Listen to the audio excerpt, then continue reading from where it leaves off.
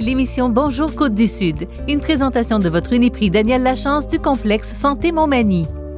Chez Uniprix Daniel Lachance, notre priorité, c'est d'abord vous offrir un service de proximité, personnalisé et professionnel. Des pharmaciens toujours disponibles pour assurer la qualité des soins. Les plus grandes marques dans les cosmétiques, un grand choix pour soins corporels, service rapide de livraison. Uniprix Daniel Lachance du complexe Santé Montmagny, 5 boulevard Taché-Ouest, 88 248 55 95. Les Caisses Desjardins de Montmagny-Lillet, fiers partenaires de l'émission Bonjour Côte-du-Sud. Les Caisses Desjardins de Montmagny-Lillet, fiers partenaires de l'émission Bonjour Côte-du-Sud. Tous ensemble, nous contribuons à faire rayonner des milliers de jeunes. Desjardins, toujours là pour faire briller la jeunesse. Mardi 6 octobre 2020. COVID-19, 68 nouveaux cas confirmés en Chaudière-Appalaches. Nouvelles mesures sanitaires dans les zones rouges. Les citoyens des MRC de Montmagny et de Lillet l'ont échappé belle. Rémi Fauché vend ses succursales de monbureau.ca. Des bancs publics poétiques à découvrir à Montmagny. Et au sport, une nouvelle concentration gym à l'école secondaire Louis-Jacques Cazot. Tous les détails de ces nouvelles dans un instant.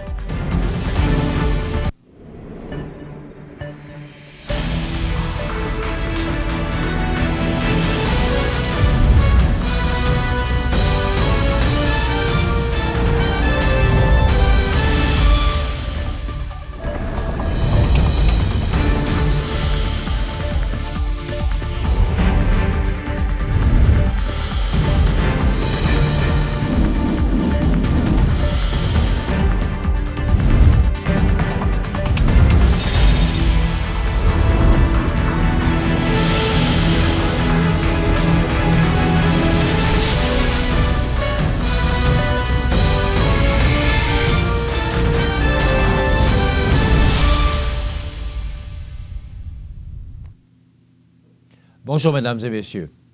En date du 5 octobre, voici les principaux éléments en lien avec la situation de la COVID-19. Il y a 68 nouveaux cas confirmés en Chaudière-Appalaches pour un total de 1648 personnes infectées. 34 personnes sont hospitalisées, dont 7 aux soins intensifs. Le total de personnes rétablies est de 1120. Aucun décès supplémentaire. Le nombre total de décès est actuellement de 24. Pour la MRC de Lillet, on compte 26 cas au total pour 20 cas guéris de la COVID-19, ce qui se traduit par 6 cas actifs au final. À noter qu'on dénombre un cas actif chez les résidents du CHSLD de Sainte-Perpétue. En ce qui concerne la MRC de Montmagny, on dénombre 26 cas au total pour 22 guéris, donc 4 cas actifs actuellement. Résumé de la fin de semaine, le 3 octobre, 65 nouveaux cas confirmés et 3 décès, un provenant de la résidence privée pour aînés Jazz à Lévis, un de la résidence privée pour aînés Jeanne d'Arc-Filion de Saint-Nazaire et un de la résidence privée pour aînés la Seigneurie de Lévis. Le 4 octobre, 51 nouveaux cas confirmés et 2 décès, un provenant de la résidence privée pour aînés Jazz et un de l'Hôtel-Dieu de Lévis. On confirme une éclosion à l'hôpital Saint-Georges avec 3 cas actifs chez les usagers et 5 cas actifs chez les travailleurs. Toutes les mesures de prévention et de sécurité nécessaires afin de protéger la santé des usagers et des travailleurs sont mises en place. On confirme une éclosion à l'hôpital de Thetford Mines avec 1 cas actif chez les usagers et moins de 5 cas actifs chez les travailleurs. Et également, à cet endroit, toutes les mesures de prévention et de sécurité nécessaires afin de protéger la santé des usagers et des travailleurs sont mises en place. À l'Hôtel-Dieu de Lévis, on dénombre 10 cas actifs chez les usagers et 17 cas actifs chez les travailleurs, ainsi qu'un décès. On confirme une éclosion à la résidence privée pour aînés Accès Santé Service Plus à Thetford, avec 6 cas actifs chez les usagers et moins de 5 cas actifs chez les travailleurs. Également, résidence privée pour aînés Jazz de Lévis, un nouveau cas confirmé. On dénombre 18 cas actifs chez les résidents et 2 décès cumulatifs. Hôtellerie Nouvel Âge à Thetford, aucun nouveau cas. On dénombre 19 cas actifs chez les résidents et moins de 5 cas actifs chez les travailleurs. Résidence privée pour aînés, la Seigneurie de Lévis, aucun nouveau cas. On dénombre 16 cas actifs chez les résidents et 13 chez les travailleurs, ainsi que 2 décès cumulatifs. Résidence privée pour aînés, les Jardins Saint-Alphonse à Thetford, aucun nouveau cas. On dénombre un cas actif chez les résidents, ainsi que 3 décès cumulatifs. Résidence privée pour aînés, Jeanne d'Arc-Filion à Saint-Nazaire, aucun nouveau cas. On dénombre 3 cas actifs chez les résidents et moins de 5 chez les travailleurs, ainsi qu'un décès. Ressources d'hébergement Le Cristal à Thetford, aucun nouveau cas. On dénombre 17 cas actifs chez les résidents et moins de 5 chez les travailleurs, ainsi que 5 décès cumulatifs.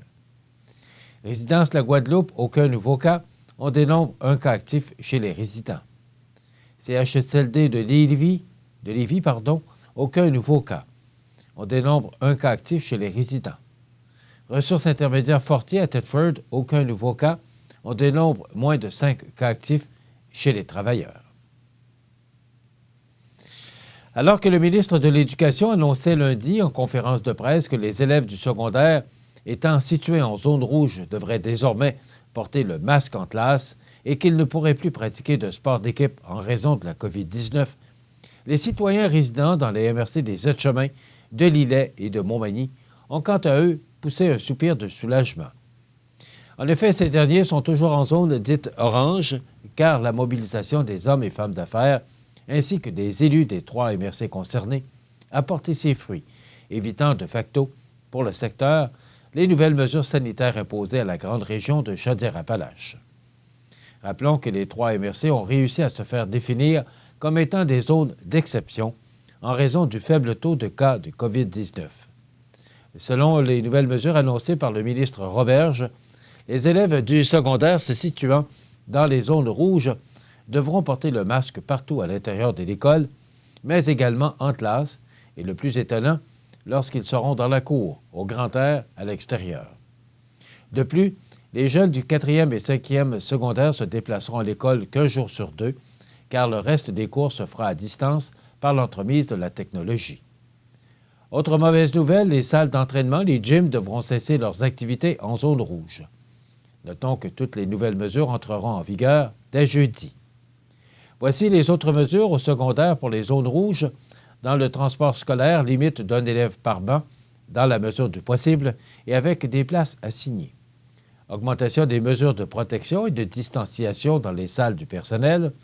Organisation des services de garde scolaire dans le respect du groupe classe stable ou en sous-groupe avec une distanciation physique de 2 mètres ou une séparation à l'aide de barrières physiques.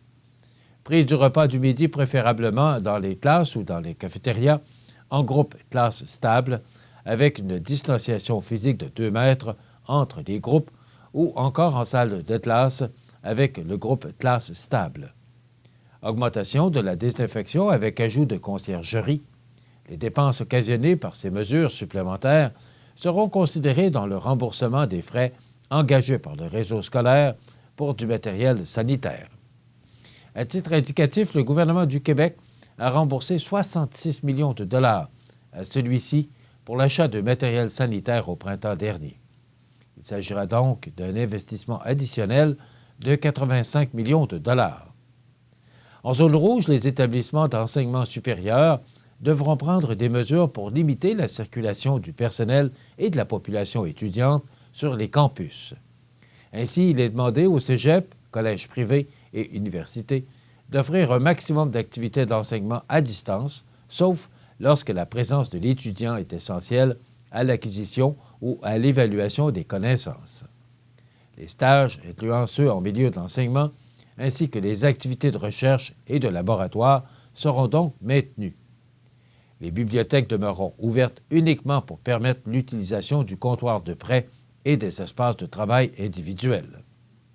Dans tous ces cas, les mesures sanitaires devront être rigoureusement respectées. Aujourd'hui, nous annonçons un renforcement important des mesures sanitaires existantes ainsi que l'application d'une série de mesures additionnelles pour les établissements scolaires situés en zone rouge.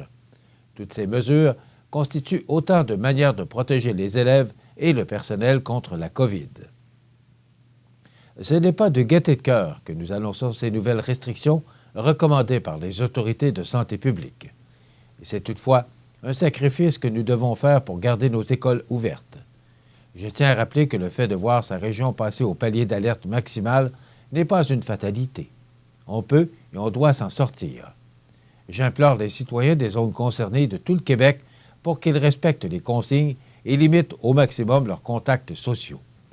Nos enfants méritent que nous redoublions d'efforts, a déclaré Jean-François Roberge, ministre de l'Éducation. Ces mesures devront être mises en place dans les établissements des réseaux de l'éducation et de l'enseignement supérieur situés en zone rouge au plus tard le 8 octobre prochain. Elles s'appliqueront au moins jusqu'au 28 octobre et seront réévaluées par la suite.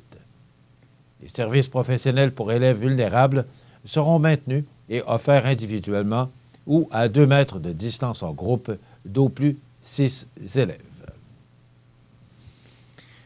Bureau Pro Citation, une entreprise fièrement québécoise possédant déjà 5 places d'affaires au centre du Québec et en Montérégie, élargit son territoire vers le Bas-Saint-Laurent avec l'acquisition des succursales de monbureau.ca, appartenant à l'homme d'affaires de la région Rémi Fauché. Contacté par CMA-TV Nouvelles, ce dernier a déclaré qu'il avait récemment vendu car il était à la recherche d'une relève pouvant assurer la continuité de son entreprise tout en la faisant progresser, lui qui était le propriétaire depuis 11 ans déjà. M. Fauché n'a toutefois pas l'intention d'arrêter puisqu'il a été nommé directeur général des succursales vendues, comprenant notamment celles de Montmagny, Lévis, La Pocatière et Rivière-du-Loup, car il connaît très bien le marché du territoire desservi. Pour ce qui est de la valeur de la transaction, celle-ci demeure d'ordre privé.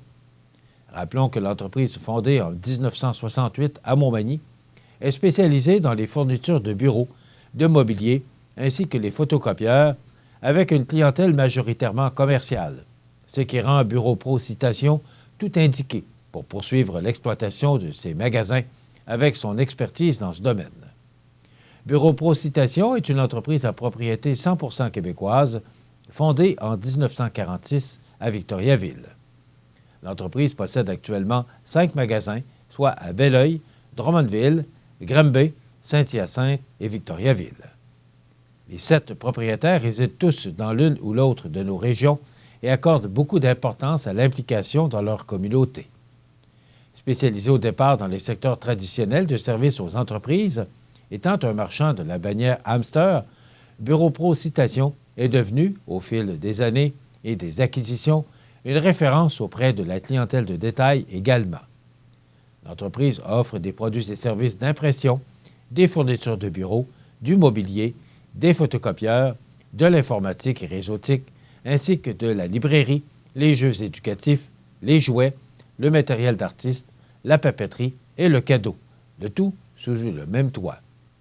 Cette acquisition permettra à Bureau Pro Citation d'accroître son territoire de vente pour la clientèle commerciale et de bonifier l'offre aux particuliers dans certaines succursales monbureau.ca en ajoutant des livres et des jeux. Fidèles à leur vision d'entreprise, cela renforcera leur présence au sud du fleuve Saint-Laurent et en ayant des places d'affaires tout le long de l'autoroute 20, de Belleuil jusqu'à Rimouski. L'acquisition portera le nombre d'employés de l'entreprise à 500. Dispersés dans les espaces verts aménagés en bordure du bassin, des chutes et de la Rivière-du-Sud à Montmagny, 20 bancs publics ont été empoétisés pour le plaisir des promeneurs qui pourront lire les vers des créateurs littéraires d'ici. Ainsi, désormais, à travers les parcs et les promenades, 20 bancs arborent des poèmes aux mots qui ruissellent ou qui éclaboussent, inspirés du thème « Le goût de l'eau ». Chacune des succinctes œuvres littéraires prend la forme du haïku, un court poème d'origine japonaise datant du 17e siècle. Il n'y a pas que dans les galeries et les musées que la culture s'expose. L'extérieur peut aussi devenir un excellent canevas. Ce qui est intéressant avec l'art urbain, c'est qu'il rend la culture accessible à tous. Il se fond dans notre environnement immédiat, il s'invite dans notre quotidien et éveille nos sens et nos émotions. J'invite la population à découvrir ce magnifique projet qui enjolive l'espace public de la ville de Montmagny, a exprimé Rémi Langevin.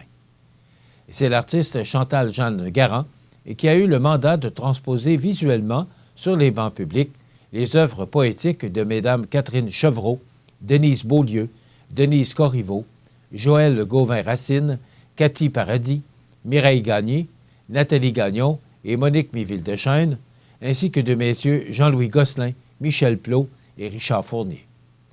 Mentionnons également la participation de Reynald Légaré, artiste multidisciplinaire et commissaire du projet réalisé dans le cadre de l'entente de développement culturel avec le ministère de la Culture et des Communications. Pour en savoir davantage sur le projet de banc public poétique, il suffit de visiter le culturemontmagny.com où l'on retrouve une carte interactive permettant de localiser chacun des bancs et d'identifier l'auteur des poèmes. Dans quelques instants, les sports. C'est à travers le respect et le besoin de faire plus pour les familles en deuil et l'expérience qui s'est transmise de père en fils que la Maison funéraire Laurent Normand a su au fil du temps se bâtir une réputation de confiance. La Maison funéraire Laurent Normand à Montmagny. Laissez-nous vous accompagner.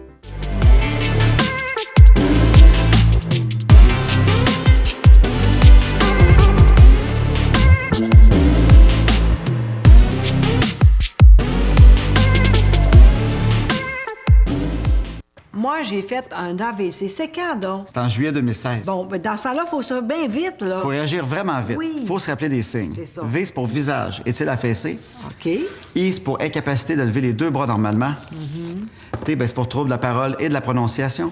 Et? Puis E, ben, extrême urgence. Faut appeler le 911. Voilà. Il y a juste la petite pancarte est à l'envers. Comme ça? Ben oui, c'est parfait. C'est super, ma belle.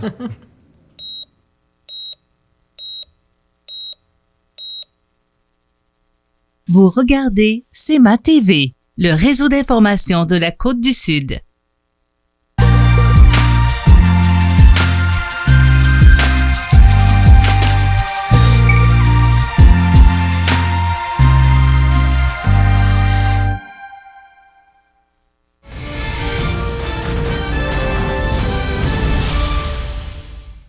Côté sport, ce sont 22 élèves gymnastes qui assistaient récemment à la palestre de l'école secondaire Louis-Jacques Cazot pour le premier cours offert dans le cadre du projet pilote de concentration gymnastique. Ce projet a été mis sur pied conjointement par la direction de l'école secondaire et le club Magny Gym.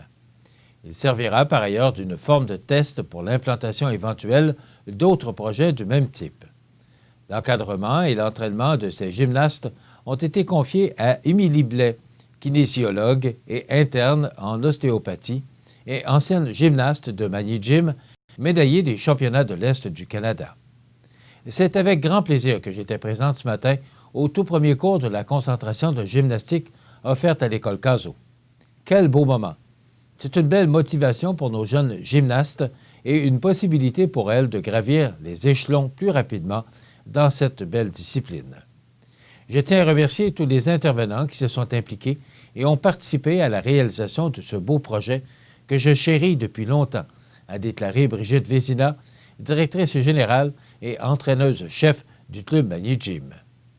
À titre de précieux collaborateurs dans la concrétisation de ce projet, qui en feront une réussite, mentionnons spécialement la direction de l'école Cazot, les professeurs, les parents, les gymnastes elles-mêmes et l'équipe de Magny Gym. Voilà ce qui complète notre bulletin d'actualité pour aujourd'hui. Si vous avez des nouvelles à nous transmettre, vous pouvez le faire en communiquant avec notre salle des nouvelles au 418-241-1313, poste 226. Ou encore, vous pouvez nous écrire à nouvelles@cematv.ca. Vous pouvez également nous suivre comme plus de 13 645 personnes le font maintenant sur la page Facebook de cematv.ca. Vous êtes à l'antenne du réseau de télévision CEMA-TV, le média le plus regardé et le plus suivi, ce qui le confirme numéro 1 de l'information sur la Côte-du-Sud. Voilà, c'est tout pour l'instant. Dans quelques minutes, les prévisions de la météo et les heures de la marée.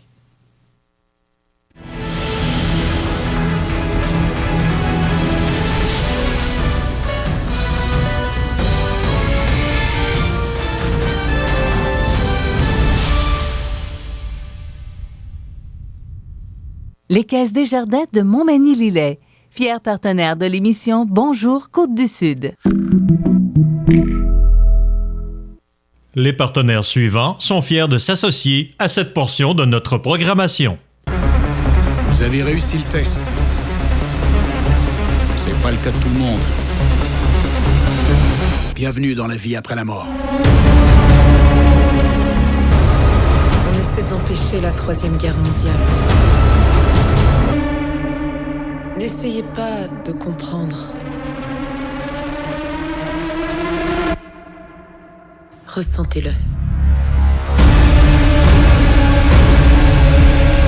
Vous regardez CEMA TV, le réseau d'information de la Côte-du-Sud. Les prévisions de la météo. Une présentation de Laurando Portes et Fenêtres, 164 4e rue Montmagny. Laurando Portes et Fenêtres, haute performance et qualité à juste prix. Des produits certifiés Énergie-Star directement du fabricant et un savoir-faire depuis maintenant 100 ans. Laurando Portes et Fenêtres, fabrication, vente, installation, financement et salle de montre au 164 4e rue à Montmagny et sur laurando.com. Alors, pour la première journée de la semaine, on a connu quand même une belle journée. C'était passablement nuageux, mais quand même, les températures étaient quand même confortables. Aujourd'hui, on nous dit qu'on va avoir une belle journée. On parle quand même d'une journée relativement douce, mais il pourrait y avoir peut-être quelques averses. Simplement, là, c'est faible. Mais si vous voyez l'image radar là, qui nous indique qu'au-dessus de nos têtes actuellement, il y a une masse passablement nuageuse et une zone de pluie qui pourrait nous atteindre au cours des prochaines heures. Donc, en résumé, ça nous donne du temps généralement nuageux, des vents du sud-ouest de 30 km/h avec des rafales à 50, maximum de 17 degrés pour aujourd'hui. Ce soir et la nuit prochaine, du temps nuageux, quelques averses qui débuteront au cours de la soirée, vent du sud-ouest de 20 km/h avec des rafales à 40, minimum de 11. Demain, mercredi, averses, vent du sud-ouest de 20 km/h devenant léger en après-midi, maximum de 13 degrés. Pour jeudi, c'est du soleil avec un maximum de 8. Pour vendredi, alternance de soleil et de nuages avec un maximum de 10 degrés. Et pour l'instant, pour la fin de semaine, eh bien, là, ça se gâte. On parlait d'un ciel nuageux avec faible probabilité d'averses pour samedi. Mais là, ça a changé. Ce sont des averses avec un maximum de 14. Pour dimanche, alternance de soleil et de nuages avec un maximum de 10. C'est également le même scénario pour le congé de l'Action de grâce. Lundi, alternance de soleil et de nuages avec un maximum de 10 degrés. Les normales de saison à ce temps-ci de l'année sont de 11 le jour, de la nuit. Le soleil s'est levé à 6h48 et se couchera à 18h12, heure avancée de l'Est. La température la plus élevée a été enregistrée en 2016 avec 21,2 et la plus froide avec moins 2,5 degrés en 98. Aucune précipitation reçue hier. On a enregistré pour 5 octobre 10 degrés et pour la nuit dernière 4,1 degrés. La pression barométrique est actuellement de 101,6 kPa à la baisse. L'humidité est à 71 %. Les vents soufflent actuellement de direction sud-sud-ouest à 17 km/h, en rafale à 27. Il fait actuellement 11 degrés sous les nuages. Et vous voyez ce bel orignal à l'écran. Eh bien oui, la chasse est commencée. Alors, il faut s'attendre qu'on verra des trophées se promener en ville au cours des prochains jours, parce qu'il y en a qui sont très fiers de promener leurs trophées lorsqu'ils réussissent à abattre l'animal.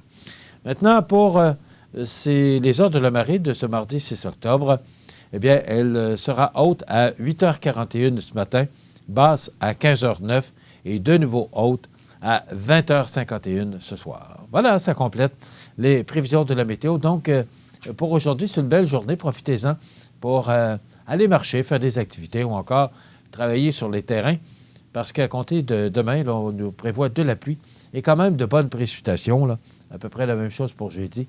Ça se dégage, mais le retour de la pluie pour samedi. Mais quand même, sur 3 jours, pour ce long congé de l'Action de grâce, on parle des 2 tiers du week-end qui devraient être beaux et qui vous permettront de faire le ménage et de serrer tous les articles de l'été pour la saison hivernale. La municipalité prolonge la rue L'Or. Développement L'Or Plus, c'est 14 terrains à vendre au coût d'environ 9 000 $ ou 53 sous du pied carré. Prêt à construire, disponible et offrant tous les services. De bonne superficie, ces terrains sont situés au cœur du village. De plus, vous bénéficierez d'un crédit taxe sur 3 ans. À quelques minutes des grands axes routiers, c'est une occasion unique d'être propriétaire dans un coin de pays majestueux. Pour obtenir plus d'informations, 247-5186. Desjardins et ses membres sont toujours là pour faire briller la jeunesse. Les jeunes ont des rêves, des ambitions, des projets et les Caisses Desjardins de Montmagny-Lillet sont fiers de les soutenir et de les faire rayonner. Desjardins, toujours là pour faire briller la jeunesse. Vous regardez CEMA TV, le réseau d'information de la Côte-du-Sud. Les anniversaires IGA vous sont présentés par votre magasin Coop IGA Extra de Montmagny, qui vous rappelle que bien manger, ça commence dans votre magasin Coop IGA Extra de Montmagny. Venez vivre la différence à votre magasin Coop IGA Extra de Montmagny. Alors, c'est aujourd'hui, mardi, le 6 du mois d'octobre 2020, et c'est le temps de souhaiter bon anniversaire, oui, au jubilaire de ce 6 octobre, mais je dois vous avouer qu'il y a une petite erreur qui s'est glissée. Pourquoi? Je ne sais pas, mais il y a des anniversaires qui ont été mal classés là, dans notre dossier. Je m'en excuse, c'est tout simplement de ma faute. Alors, je suis le seul coupable. Donc, on va se reprendre pour ces anniversaires que je n'ai pu nommer hier parce qu'ils n'étaient pas à la bonne place. Donc, le 4 octobre, c'était l'anniversaire, dimanche, à Jonathan Martel, 7 ans, de Cap-Santé. Alors, ce sont ses arrière-grands-parents qui étaient tout fiers de souligner l'anniversaire de leur petit-fils, Jonathan Martel, le 4. Hier, le 5, c'était l'anniversaire à Ghislain Bilodeau. C'est Lise qui souhaitait bon anniversaire à Ghislain Bilodeau pour le 5 octobre. C'était l'anniversaire à Gilles Bilodeau de la part de Lise et Clermont pour hier, le 5 octobre. Bonne fête à Xavier Nicole de la part de Jeannette. Alors, bonne fête, Xavier Nicole, hier, le 5 octobre. Maintenant, pour le 6, là, on devrait être correct. Pauline Cloutier, c'est votre maman qui vous souhaite bon anniversaire, Pauline Cloutier, en ce 6 octobre. Bonne fête à Odette Rouleau. C'est également votre mère qui vous souhaite bonne fête en ce 6 octobre. C'est un anniversaire de mariage aujourd'hui à la première dame de Montmagny et au maire de Montmagny, Gisèle et Rémi Langevin. Alors, tous nos vœux vous accompagnent de bonheur, Gisèle et Rémi. Alors, c'est de la part de Francine et Jean-Guy Langevin. Alors, bon anniversaire de mariage, Gisèle et Rémi. Bon anniversaire aujourd'hui à Zoé Langevin. C'est de la part de ses grands-parents, Francine et Jean-Guy. Bon anniversaire à Frédéric. Il y a des Langevin aujourd'hui. Bon anniversaire à Frédéric Langevin. C'est de la part de ses parents, Francine et Jean-Guy Langevin. Donc, bonne fête. Il y a des anniversaires le 6 octobre dans le coin. Toujours le 6 octobre, c'est l'anniversaire à Marie-André Anger. Et c'est votre conjoint qui nous a téléphoné pour vous souhaiter une belle journée de fête, Marie-André Anger. Et également au nom de votre petit-fils, Thomas. Voilà pour les anniversaires. 241-1313, poste 229, comme vous pouvez voir. On en a beaucoup et en grande quantité. Puis on est toujours fiers de souligner les anniversaires des gens qui nous regardent assidûment à cette émission présentée tous les matins. Maintenant, pour les anniversaires il y a originaire de Saint-Philémon, dans Bellechasse, c'était dans la page de Pierre Gingras, parce que c'est là que je vais chercher les anniversaires du matin sur la scène provinciale et nationale. Alors, c'est originaire de Saint-Philémon, dans Bellechasse. Mme Germaine Plante-Chabot a 80 ans aujourd'hui. Et celle qui demeure maintenant à Montmagny depuis plusieurs années aime bien marcher, faire des casse-têtes, danser et aller au resto avant les interdictions. Elle a 2 enfants, grand-mère et arrière-grand-mère, à une reprise. Donc, bon anniversaire, Mme Germaine. Daniel Brière, ex-joueur de la Ligue nationale, 44 ans. Excusez-moi. Raphaël, 3e enfant de Véronique Cloutier et Louis Morissette, 11 ans. Pierre-Alexandre Rousseau, ex-skieur acrobatique québécois, 41 ans. Élisabeth Chew, actrice américaine de cinéma, 57 ans. Nicolas Perrac, chanteur français, 71 ans. Ginette Ravel, chanteuse québécoise, 80 ans. Et Raymond Malenfant, ça fait longtemps qu'on n'a pas entendu parler de lui, homme d'affaires à la retraite, il a 90 ans aujourd'hui. Les disparus de ce 6 octobre en 2019, Gustave Géant-Ouimet, 58 ans, comédien québécois, au physique très imposant, qui lui a permis de jouer plusieurs rôles de criminels et autres monstres au petit et grand écran. En 2018, Scott Wilson, 76 ans, acteur américain, Walking Dead. En 2017, Jean-Yves Soucy, 72 ans, romancier et scénariste québécois, né à Cozapscal, dans le Bas-Saint-Laurent. En 2016, Barbara Hagerman, 73 ans, musicienne et lieutenant-gouverneur de l'île du Prince-Édouard. Maintenant, Billy Joe Royal, 73 ans, chanteur américain. Et il y en a bien d'autres, mais c'est maintenant Colette Renard, entre autres 85 ans, chanteuse et actrice française. Dans quelques instants, c'est nouveau maintenant à partir d'aujourd'hui.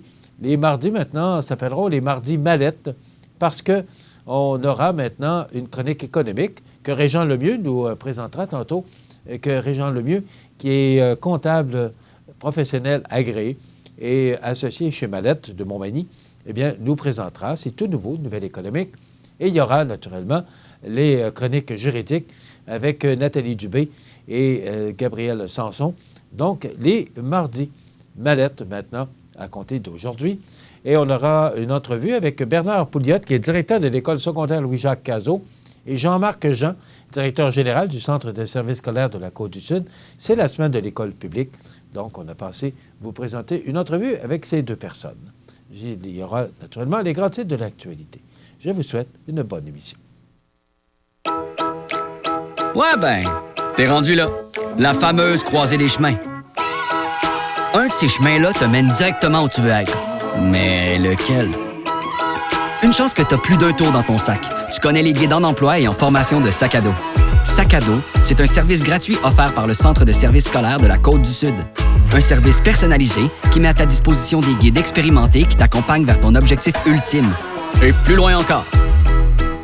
Peu importe ton âge et ton bagage, Sac à dos t'équipe pour ton aventure. Sac à dos peut planifier avec toi ton retour à l'école. Jaser de ton changement de carrière, t'accompagner pas à pas pour remplir les longs formulaires d'inscription et te mettre un diplôme en poche en reconnaissant tes compétences. Pas pire, hein? Que tu veuilles entrer sur le marché du travail rapidement ou rencontrer ton objectif à ton rythme, dis-nous où tu veux aller et ton guide Sac à dos va explorer avec toi le chemin le plus efficace pour y arriver. Viens nous rejoindre sur tonsacado.ca. Vous regardez CEMA TV, le réseau d'information de la Côte-du-Sud.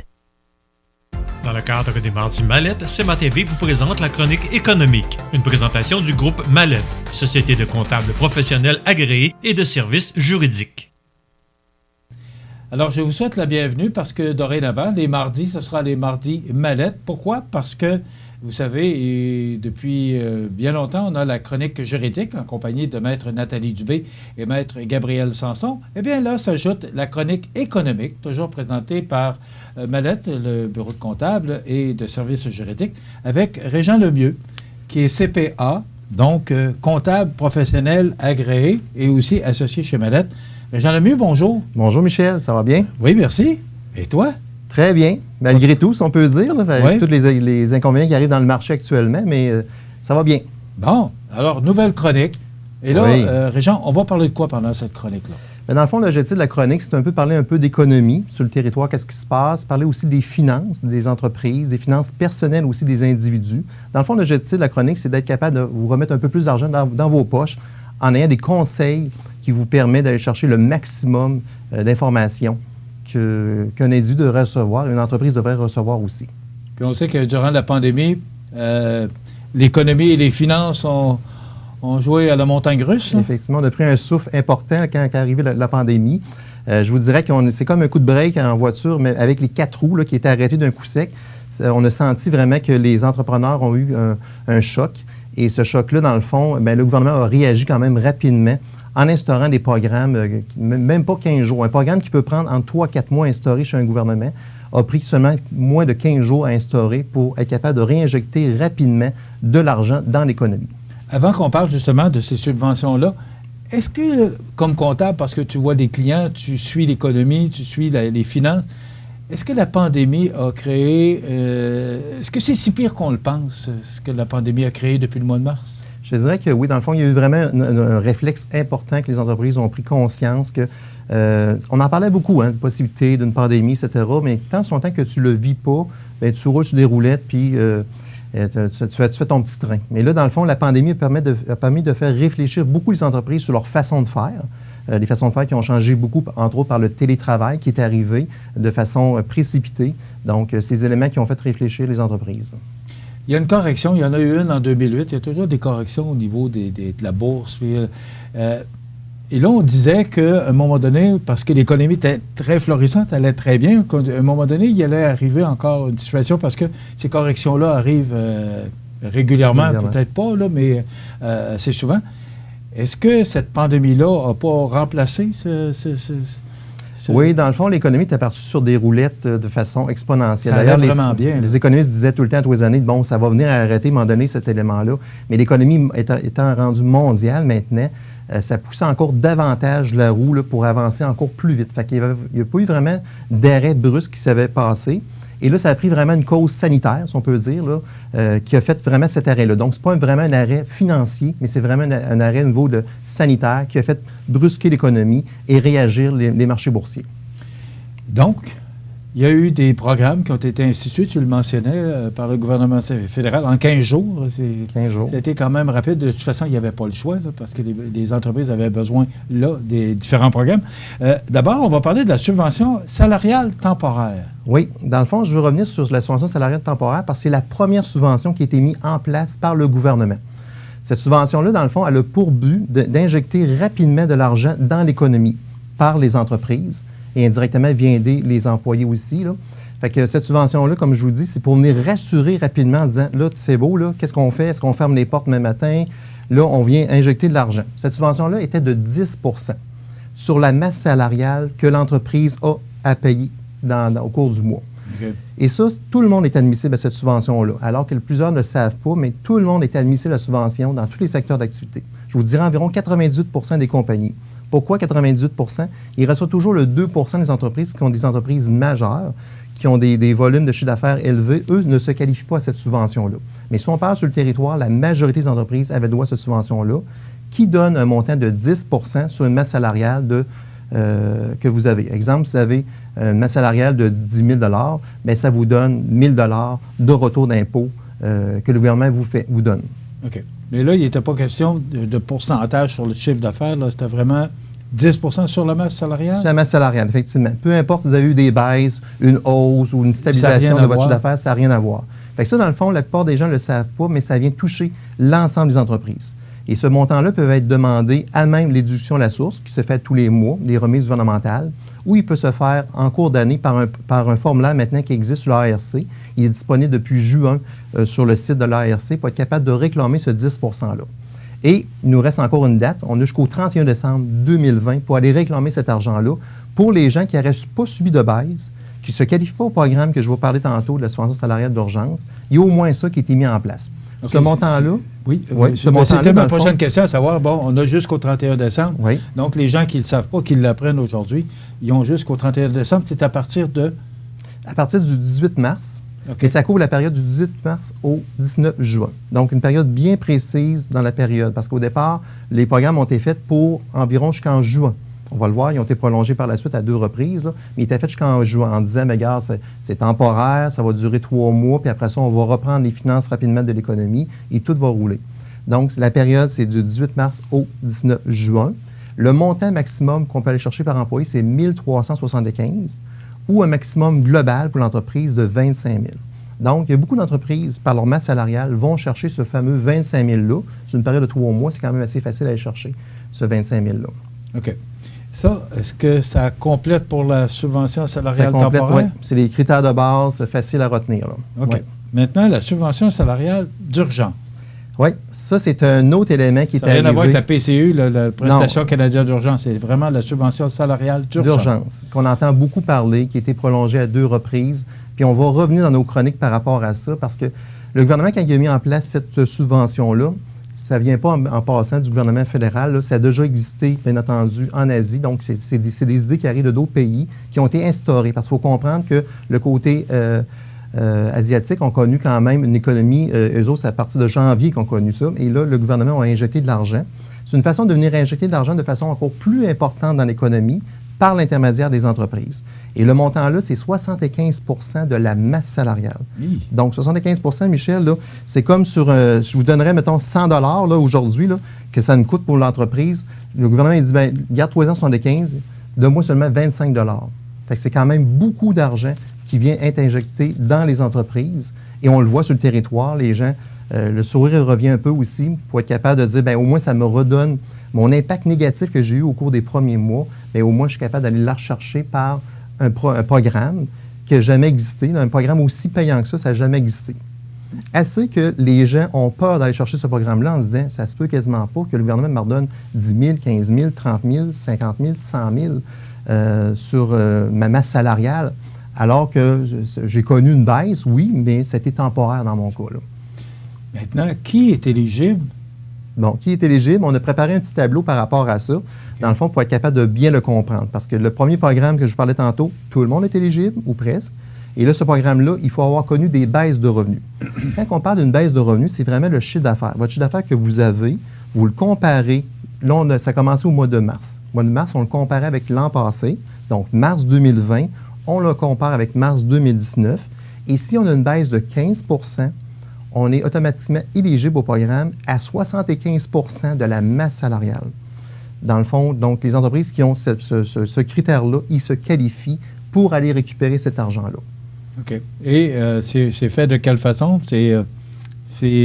Comment le gouvernement nous rembourse ça? Est-ce que c'est nous qui faisons la demande? Comment on procède? Bon, la façon qu'on procède, c'est, dans le fond, on va s'inscrire à l'ARC, donc l'Agence du revenu du Canada. Il y a une section sur la subvention salariale d'urgence qu'on vient cliquer. Et là-dedans, on voit directement le programme qui nous permet de compléter nos formulaires. Dans le fond, il faut comprendre que si on y va toujours avec le mois de mars, c'est qu'on rentre notre masse salariale du mois. Mais la masse salariale, ce n'est pas nécessairement la masse salariale de janvier au 31... pas de janvier, excusez, mais du 1er mars au 31 mars. C'est vraiment une période bien précise qui est le 15 mars au 11 avril. OK? Donc, la période de la masse salariale est un peu différente de la période de comparaison du chiffre d'affaires. OK? Donc, le chiffre d'affaires se compare avec le mois civil, mais la masse salariale, pour la première période, se couvre le 15 mars au 11 avril. Pourquoi le 15 mars? Parce que la pandémie, c'est là qu'elle était annoncée. Donc, le gouvernement dit, à partir de ce moment-là, vous avez droit à ce pourcentage-là lorsque vous avez une baisse de 15 %. Mais pour les mois suivants, ça a été monté à 30 % parce qu'il faut comprendre que le premier mois, c'est la moitié du mois, donc c'est 15 %. Par la suite, c'est une baisse de 30 %. OK. Mais 30 %, c'est quand même... c'est pas tout le monde qui est éligible. 30 %, c'est quand même beaucoup. C'est quand même beaucoup. Et c'est pas tout le monde qui subit 30 % de baisse. Qu'est-ce qui arrive dans ces cas-là? Ça veut dire que ces gens-là qui ont peut-être, je sais pas, une baisse de 15 à 20 % ça veut dire qu'ils ne sont pas éligibles? Ils ne sont pas éligibles. À ce moment-là, est-ce qu'il y a d'autres programmes qui compensent? C'est ça. Dans le fond, le programme qui a compensé ces gens-là, bien, il y a eu des mises à pied. La part des gens ont eu des mises à pied assez massifs là-dessus. C'est sûr, les programmes ne peuvent pas plaire à tout le monde. Okay? C'est ça que le gouvernement mentionne un peu à tous les jours. Et aussi qu'il sort un nouveau programme, ça ne peut pas plaire à tout le monde. Mais le gouvernement dit, si vous avez connu des baisses de ce niveau-là, c'est que vous avez besoin d'aide en tant que tel. Il faut comprendre aussi, ça peut arriver que tu n'as pas eu de baisse au départ, mais il y a des gens qui ont connu des baisses en mai et juin. Donc, il y a des entreprises manufacturières que ça continue à rouler parce que c'était bien parti. Puis, on en voit beaucoup qui obtiennent ces subventions-là à partir du mois de avril, mai, juin. Okay. Puis, si on se qualifie un mois, le gouvernement nous donne un mois gratuit. Donc, on se qualifie automatiquement à 2 mois de subvention, même si on n'a pas atteint le critère pour le mois suivant. Donc, ça veut dire que si au mois de mars, je me qualifiais, automatiquement, je me qualifiais aussi pour le mois suivant, c'est-à-dire avril. Donc, avril était à 30 % je ne l'ai pas atteint, mais le gouvernement me donne un mois gratuit. Ça, c'est un autre élément que les gens ne le savent pas. Là, on parle beaucoup du printemps, mais comme on est encore... on est orange, des fois on est rouge dans notre région, et on est revenu à l'orange. Est-ce qu'il y a des programmes actuellement qui... on sait que M. Legault a annoncé la semaine dernière des programmes pour les restaurateurs et les bars. Mais là, pour les autres entreprises, il se passe quoi? Parce que l'économie ne reprend pas. Là. En tout cas, à moins que tu me dises le contraire, l'économie ne reprend pas. Il se passe quoi actuellement pour ces... Bien, justement, par rapport à la subvention salariale d'urgence, à partir du mois de juillet, le gouvernement a venu modifier les critères en disant, bon, c'est beau, on a eu des petites lacunes par rapport à nos premiers critères de 15-30 % qui étaient quand même majeurs. À partir du 1er juillet, le gouvernement, donc le mois de juillet, le gouvernement dit, aussi vous avez une baisse de revenus, vous qualifiez à une subvention salariale. Donc, maintenant, à partir de juillet jusqu'au mois de décembre 2020, le gouvernement va permettre aux entreprises d'aller récupérer de l'argent selon la baisse que tu obtiens. Donc, par contre, la baisse, ce n'est pas 75 %. C'est-à-dire que si tu as une baisse de 10 %, le montant que ça va te donner en subvention salariale, on le multiplie par 1,2, ça va te donner 12 % de retour de ta masse salariale. Donc, c'est toujours la baisse du mois. Tu multiplies par 1,2 et ça donne ton taux que tu peux récupérer. Donc, ils ont venu élargir le programme pour permettre à la plupart des entreprises... aller chercher plus de monde. Dans le fond, ils ont répondu à la première question. Tu disais, il arrive quoi pour ces entreprises-là? Bien, ils ont venu élargir le programme, mais ils l'ont rendu moins payant. C'est parce qu'avant ça, si on avait une baisse, puis on rentrait dans le critère, on avait droit à 75 %. Maintenant, lorsqu'on a une baisse, bien, on vient obtenir la baisse du mois en économie d'argent. Donc là, sincèrement, Michel, maintenant, ça vient toucher, là, on le voit sur le territoire, là, présentement, les entreprises se qualifient de plus en plus à la subvention salariale d'urgence parce beaucoup ont obtenu des baisses au cours du mois. Là. On est déjà sur la fin. Moi, la question qui me vient à l'esprit, c'est, en tant que comptable, est-ce que c'est suffisant pour aider les entreprises? Est-ce que cette subvention salariale-là va réussir à... Bon, parce qu'on parle beaucoup de fonds de roulement, là. Ce qui est important, c'est qu'il y ait du fonds de roulement dans l'entreprise. C'est ça qui est important. Est-ce que c'est suffisant, Régent, pour aider les entreprises à passer au travers? Je vous dirais que c'est un bon départ pour être capable de réagir rapidement. Il faut comprendre que, dans le fond, le gouvernement a rajouté d'autres programmes. D'ailleurs, ça va faire le sujet de mes prochaines chroniques. Il y a d'autres prêts possibles qu'on peut aller chercher pour être capable de redonner de l'argent dans l'économie. Entre autres, on vient de voir, pour les gens qui sont dans le code rouge, là, il y a des programmes pour les entreprises qui sont fermées. Donc, on peut aller chercher jusqu'à 15 000 $ sur nos frais fixes. Là. Donc, il y a des programmes qui ont été mis en place. Puis là, ça va faire le sujet de ma prochaine chronique là, sur ces éléments-là. Mais je vous dirais que, sincèrement, le gouvernement a quand même très bien réagi par rapport à l'économie fédérale, je vous dirais. Provincial, on commence à en entendre parler, mais j'aimerais ça en entendre parler encore plus du provincial. Ils sont moins là, le provincial, hein? Présentement, c'est le fédéral qui a réagi beaucoup plus. Là, on a vu qui est annoncé la semaine dernière, dans le fond, à cause du code rouge, le fameux programme qui est annoncé pour réagir aux entreprises, 15 000 $ qu'on peut aller récupérer sur des frais fixes, que je m'attends que la plupart des restaurateurs, des gens qui sont fermés, vont aller être capables de récupérer. Là. Mais c'est pour les entreprises, c'est vraiment les restaurateurs puis les bars, c'est vraiment pas la masse. C'est vraiment pour les gens qui sont en passant, c'est le code rouge. Donc, quand on parle du territoire, mettons, de la MRC-Montmagny-Lillette, on n'est pas affecté, on n'a pas droit à ces programmes-là pour l'instant. Mais on espère que le gouvernement provincial va réagir davantage. On pourra en parler dans les autres chroniques à venir. Effectivement. Régent Lemieux, c'est très intéressant. Moi qui aime l'économie et qui suis ça beaucoup, je trouve ça très intéressant. On va se revoir dans 2 semaines. Oui, avec merci plaisir. Beaucoup. Donc, les Mardis Mallette avec Régent Lemieux, qui est CPA maintenant, comptable professionnel agréé, associé au bureau de Mallette, les bureaux de comptable ici, au 14 Chemin des Poiriers à Montmagny, 248 57 77. Donc, service comptable, mais aussi service juridique. Le groupe Mallette, 14 Chemin des Poiriers à Montmagny. Ça complète, on se retrouve dans 2 semaines. Merci Michel, bonne semaine. On s'arrête. C'est à travers le respect et le besoin de faire plus pour les familles en deuil et l'expérience qui s'est transmise de père en fils que la Maison funéraire Laurent Normand a su au fil du temps se bâtir une réputation de confiance. La Maison funéraire Laurent Normand à Montmagny. Laissez-nous vous accompagner. Desjardins et ses membres sont toujours là pour faire briller la jeunesse. Les jeunes ont des rêves, des ambitions, des projets et les caisses Desjardins de Montmagny-Lillet sont fiers de les soutenir et de les faire rayonner. Desjardins, toujours là pour faire briller la jeunesse. Les prévisions de la météo. Une présentation de Promutuelle Assurance Montmagny-Lillet. Toujours à l'écoute de vos besoins. La météo est présentée par Promutuelle Assurance Montmagny-Lillet, où des professionnels de chez nous sont heureux de répondre à tous vos besoins en assurance. Promutuelle Assurance Montmagny-Lillet est là, dans la région, pour ses membres et la communauté.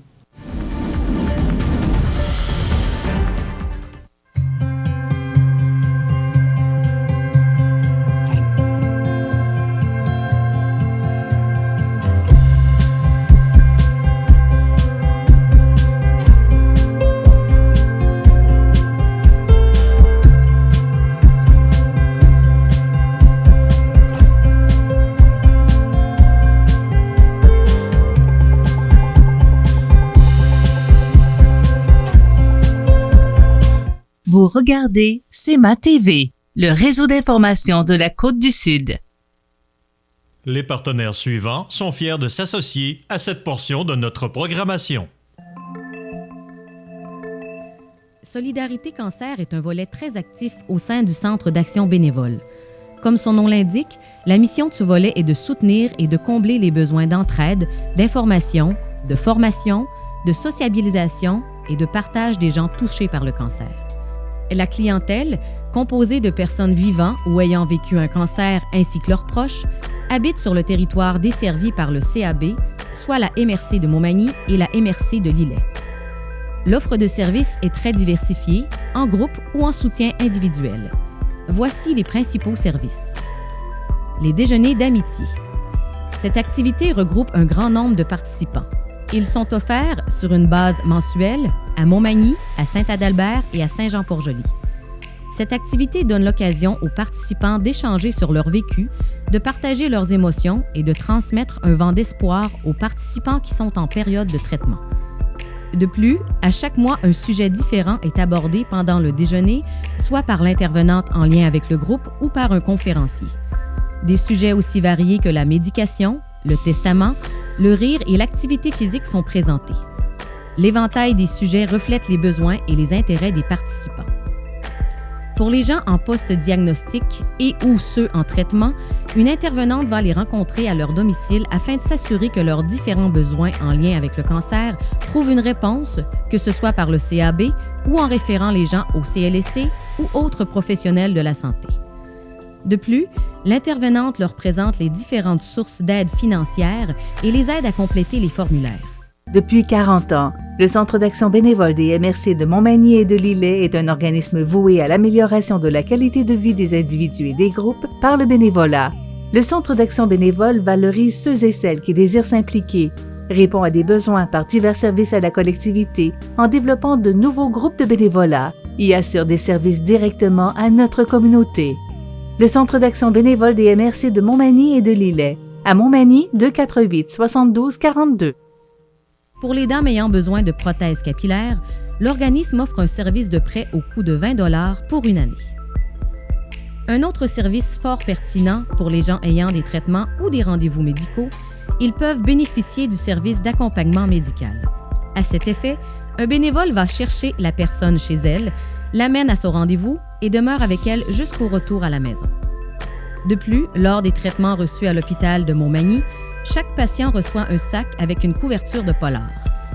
Cette attention se veut un moment de douceur et de chaleur que nous leur offrons pendant cette période exigeante. À noter, les couvertures sont brodées par des dames qui ont déjà vécu le cancer. En terminant, d'autres activités et services sont offerts durant l'année, tels que l'activité physique avec rythme santé, activité anti-stress, méditation, activité sociale. Le tout dans le but de toujours mieux répondre aux besoins des personnes concernées par le cancer. Ça fait 5 ans à peu près que je suis dans Solidarité Cancer. On ne parle pas seulement de la maladie, on parle de toutes sortes de choses comme on a des conférences avec certaines notaires, pharmaciens. Je me suis fait des liens, même que j'en ai des copines qui sont maintenant parties d'un autre côté, que j'ai pas d'adresse. Okay. Mais quand même, c'était agréable de côtoyer avec eux autres puis de parler de ce qu'ils avaient vécu. Ça a été une belle amitié. C'est à travers le respect et le besoin de faire plus pour les familles en deuil et l'expérience qui s'est transmise de père en fils que la Maison funéraire Laurent Normand a su au fil du temps se bâtir une réputation de confiance. La Maison funéraire Laurent Normand à Montmagny. Laissez-nous vous accompagner. La chronique des offres d'emploi présentée par le Centre d'aide et de recherche d'emploi Montmagny-Lillet, le CAR, organisme à but non lucratif, à Montmagny, Saint-Fabien-de-Panay, Saint-Pamphile et Saint-Jean-Port-Joli, 418-248-9559 ou lecar.ca.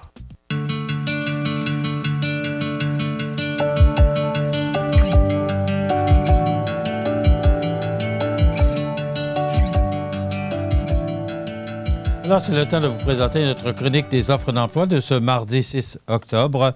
Eh bien, vous rappelez qu'il y a plusieurs postes disponibles chez Amisco de Lillet, cette belle entreprise qui offre un taux d'embauche usine à partir de 18,28 $.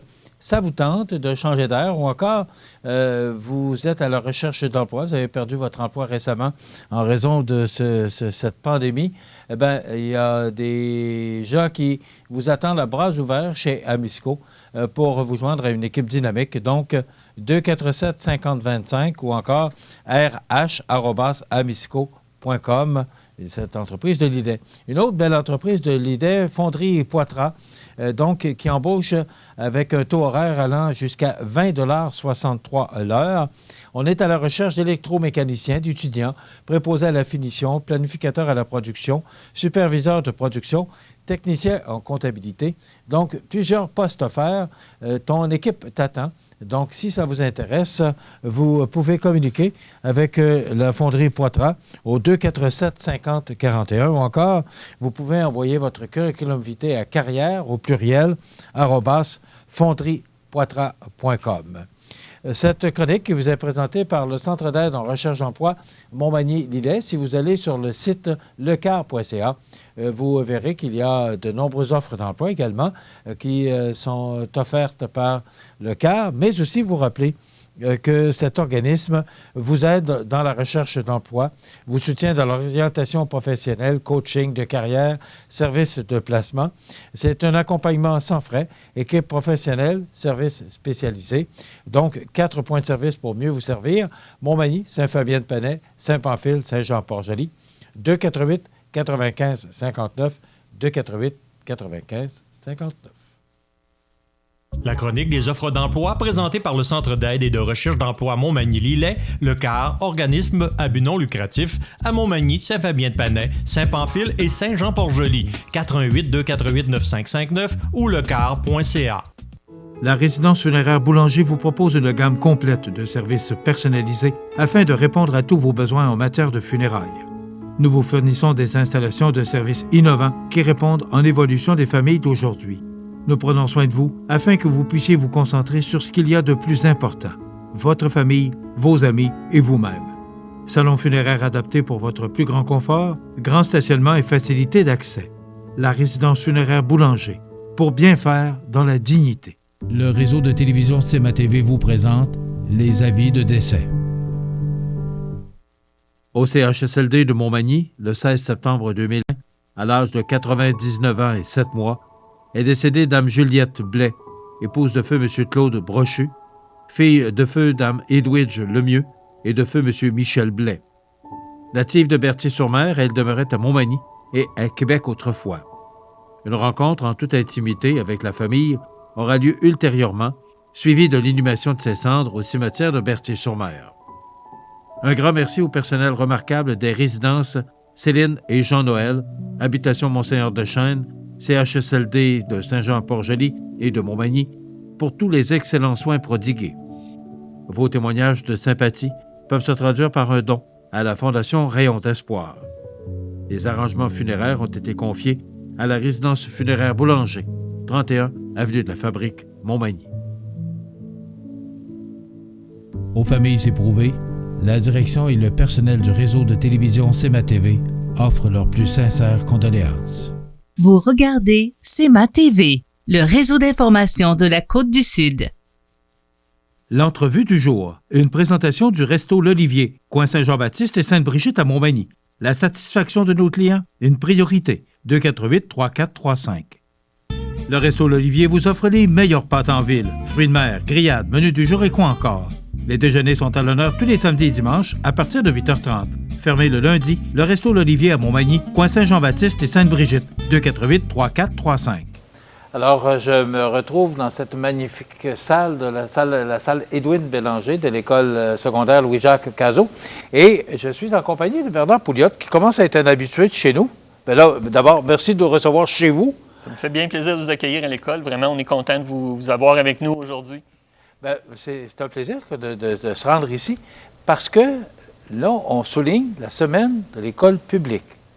Vous savez qu'il y a quelque temps que j'ai entendu parler de la semaine de l'école publique. Je ne savais pas que ça existait, une semaine pour l'école publique. Et je trouve que c'est très approprié. Dites-moi, ça fait combien de temps que ça date, là? Ça fait un petit peu plus qu'une dizaine d'années que ça existe, la semaine de l'école publique. Puis l'idée, c'est vraiment de valoriser ce qui se fait très bien dans nos écoles publiques. Parce il se fait de l'excellent travail de la part de tout le monde, des enseignants, des professionnels et le personnel de soutien. Et tout le monde est vraiment axé sur la tâche pour la réussite de nos élèves. C'est ce qui est au cœur de toutes nos interventions. Puis on trouvait qu'une semaine pour faire la promotion de ça, puis de la qualité de ce qui se fait dans les écoles publiques, bien, c'est nécessaire. Puis tout passe vraiment maintenant de plus en plus par les médias. Puis on veut, nous aussi, là, amener ça. Puis le gouvernement du Québec appuie cette semaine-là pour en faire la promotion dans les médias. Puis on trouve ça important, nous aussi, de la faire. Est-ce que vous atteignez votre objectif, justement, en tenant cette semaine-là? Est-ce que ça informe mieux la population durant cette semaine-là? Vous le faites à l'année, là, mais est-ce que durant cette semaine-là, vous vous axez sur différents sujets ou vous allez plus loin dans votre promotion? Je pense qu'on profite de cette semaine-là. Souvent, vous allez voir les portes ouvertes dans les différents milieux. Cette année, c'est sûr qu'on est d'une année particulière, c'est différent, mais on profite souvent de cette semaine-là pour les portes ouvertes, faire visiter notre clientèle du primaire dans les écoles secondaires pour qu'ils puissent voir un petit peu ce qu'on a à offrir, puis les éléments particuliers qu'on offre ici à Cazaux. Fait qu'on profite souvent de cette semaine-là. Particulièrement cette année, ça va être différent. On va le faire plus via des vidéos qu'on va envoyer là, aux primaires. On va le faire via différentes images qu'on va envoyer parce que de les inviter, c'est un petit peu plus complexe. Mais on trouve quand même la façon de faire pour valoriser notre école publique, puis la faire voir aussi, puis faire voir ses bons côtés. Parce que des fois, on voit des aspects peut-être un petit peu plus négatifs dans les médias, mais il y a beaucoup de positifs à en dire. Il y a beaucoup au quotidien des choses extraordinaires qui se passent en nos murs, puis je pense qu'on n'en parle pas assez souvent, là. OK. Vous dites des choses négatives dans les médias, comme? Bien, des fois, les gens, comme là, à l'heure actuelle, ils parlent beaucoup de la proximité des jeunes là, liés à la pandémie. OK, par rapport à la COVID, oui. Ils regardent certains aspects, mais au-delà de ces aspects-là qui sont regardés, bien, les jeunes aussi, ils continuent. Ils ont manqué pendant beaucoup de temps de l'école l'année passée. Puis là, bien, cette année, c'est de rattraper ça. Puis il y a des belles choses qui se font. Puis il y a des élèves qui étaient sur le point de décrocher, qu'on ramène, puis qu'on essaie de raccrocher à l'école. Et je pense que c'est du beau travail qui se fait par l'ensemble des équipes. Puis ça, c'est d'année en année. Là, cette année, c'est vraiment particulier en fonction de ce qu'on a à vivre, ce qu'on vit. Mais d'année en année, il se vit des belles choses. On réussit à travailler très fort auprès des élèves qui ont des difficultés pour réussir. Puis au quotidien, il se fait de brillantes choses par l'ensemble de nos personnels. Je veux pas, puis je ne suis pas venu ici pour vous parler de la COVID, mais comment on se sort de tout ça, justement, parce que les étudiants ont quand même manqué un bon bout de temps, là, de 3 mois d'école. Est-ce que vous réussissez, tant bien que mal, à rattraper le temps qui a été perdu pendant ces 3 mois-là? Bien, il y a beaucoup de travail qui se fait par tous les intervenants. Là. Disons qu'on a des comités de suivi des élèves qui s'étaient mis en place au printemps passé, qui se poursuivent. Ils étaient déjà là un peu, mais on a accès, on est plus pointu. Il y a des enseignants qui sont là, des professionnels. Et avec ces enseignants et ces professionnels-là, on essaie de voir et d'ajuster les interventions pour aider les élèves qui ont un petit peu plus de difficultés à rattraper. Bon, dans des matières précises pour certains. Il y en a que c'est plus les mathématiques où ils ont eu plus de difficultés à se rattraper, puis il y en a que c'est le français. Donc, avec ce qu'on voit, avec les tests diagnostiques qui sont faits en début d'année, on est capable de voir où sont les faiblesses, puis on essaie de ramener. Il y a un travail extraordinaire qui se fait de la part de nos enseignants, puis des équipes de professionnels aussi. On a des enseignants ressources, on a des bonnes ressources en place qui sont là pour aider nos élèves qui ont de la difficulté, là. Est-ce qu'il y a du temps supplémentaire qui a été donné à ces élèves-là pour les aider à... À l'heure actuelle, on a de la récupération qui se fait en début de soirée dans certains cas ou le midi, donc pour permettre à ces élèves-là d'avoir un petit peu de temps supplémentaire pour permettre de rattraper là où il y a des difficultés plus importantes. Habituellement, cette récupération-là va partir plus tard dans l'année, après la première étape souvent, mais là, on a commencé au mois de septembre parce que c'était nécessaire là, pour certains élèves, là, de faire un petit peu de rattrapage. Avant de parler des objectifs qu'on se fixe par rapport à l'école publique, moi, une question qui me vient à l'esprit, probablement que les gens voudraient l'entendre. Comme on a manqué 3 mois d'école, comment ça s'est passé pour le passage de l'année? Est-ce que tous les étudiants ont passé leur année ou est-ce que c'était automatique? On a vraiment mis l'emphase là, sur les résultats de la première et de la deuxième étape. Et dans la troisième étape, bon, il y a des élèves qui ont fait à distance là, des choses qui nous ont aidés à aller consolider les résultats de la première et de la deuxième étape là, pour permettre de passer. Mais on va dire qu'après les résultats de première et deuxième étape, il y avait quand même un bon nombre d'élèves là, qui étaient en réussite. Ça nous a aidés ici à Cazaux, mais il y a quand même des élèves qui ont échoué leur année, là, qui n'ont pas été capables à la troisième étape, avec le lien qui se faisait là, à distance, puis avec le comité de suivi des élèves qui incitait auprès des élèves puis auprès des parents pour essayer que les élèves suivent les formations à distance qu'on avait, fassent les travaux. Bien, il y en a quelques-uns, mais ce n'est pas une majorité. On a vraiment là, quelques unités par niveau là, qui ont échoué, mais sont peu nombreux parce qu'il y a eu un bon travail de la part des enseignants à distance pour soutenir nos élèves, puis par le comité de suivi des élèves aussi qui a fait un excellent travail là, auprès des élèves. Vous insistez beaucoup sur le travail des enseignants.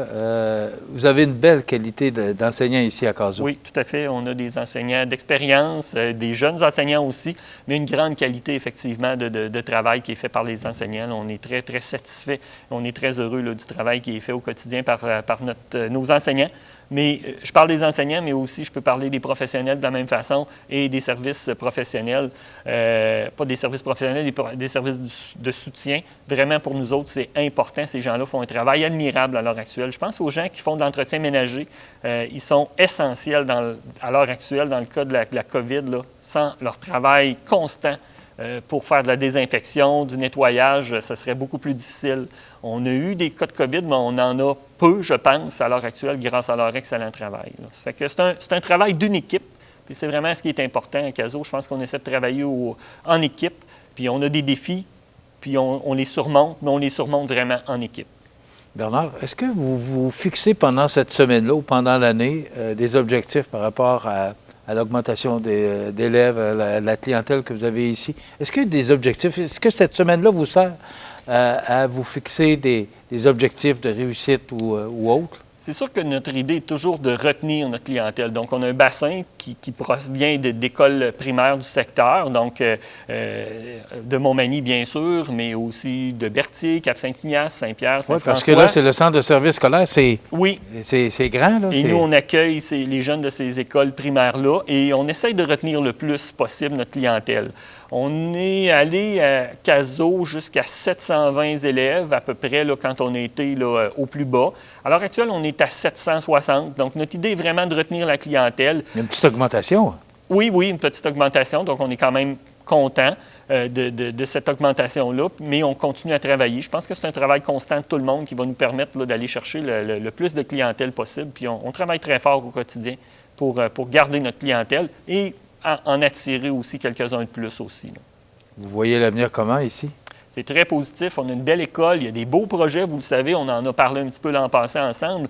Il y a le projet de la piste d'athlétisme qui va voir le jour l'été prochain. Donc, piste d'athlétisme rénovée. Les gens vont pouvoir venir courir. Ça va être ouvert pour la communauté.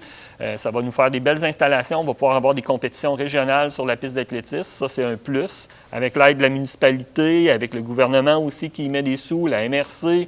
Et là, d'ici la fin de l'année scolaire, on veut essayer d'aller demander aussi à quelques entreprises de nous soutenir. Donc, on travaille là, à financer là, le dernier bout de financement pour la piste d'athlétisme. Vous savez que la salle ici dans laquelle on est aujourd'hui pour la rencontre, c'est un petit peu notre raison d'être ici aussi. Bien, on veut la rénover. Il y a des gens qui sont très engagés à l'heure actuelle, qui veulent la rénovation de cette salle-là. Puis pour nous, c'est bien important. Donc, je trouve que c'est un beau projet d'avenir aussi.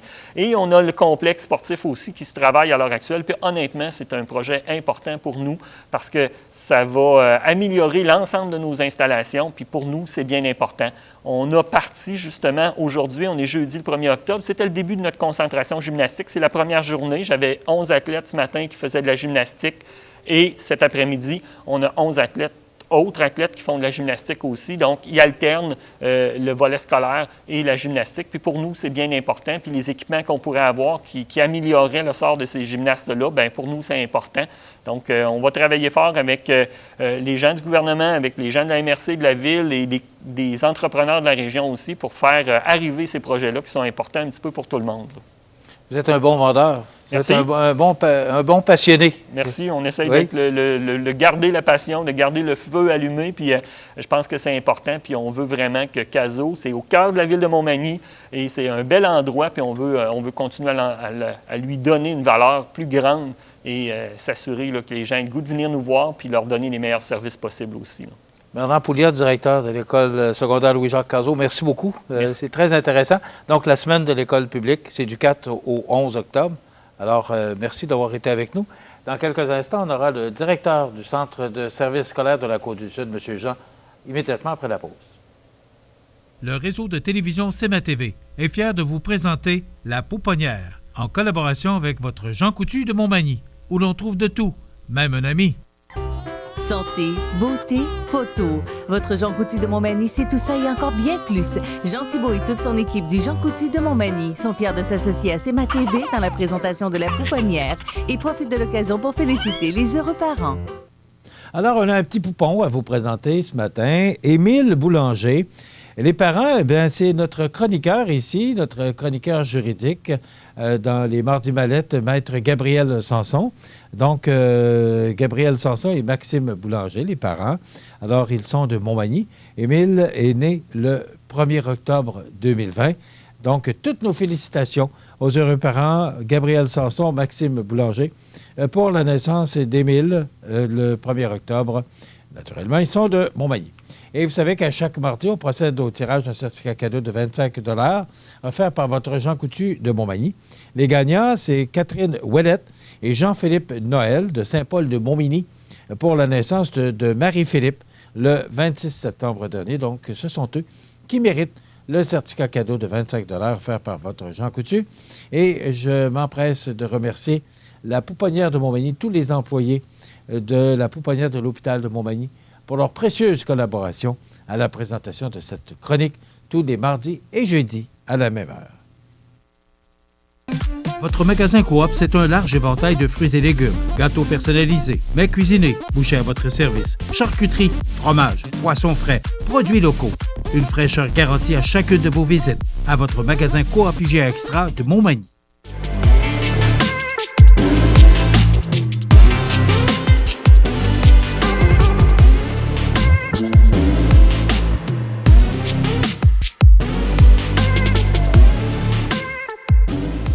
Vous regardez CEMA TV, le réseau d'information de la Côte-du-Sud.